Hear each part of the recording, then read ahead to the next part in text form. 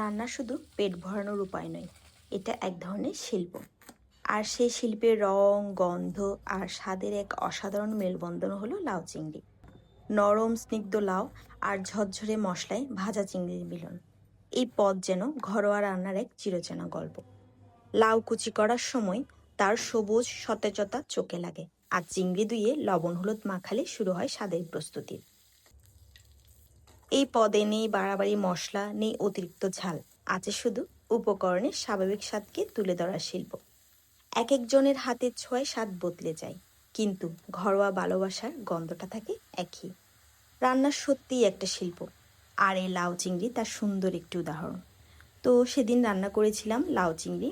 আমি বেশি মশলা দিই না, আমি তেলের মধ্যে জিরে আর তেজপাতা ফোড়ন দিয়েছিলাম, সাথে পেঁয়াজ কুচি আর একটু আদা বাটা আর ভাজা জিরের গুঁড়ো। আর নামানোর আগে ধনেপাতা কুচি দিয়ে নামিয়ে নিয়েছি। ব্যাস হয়ে গেল।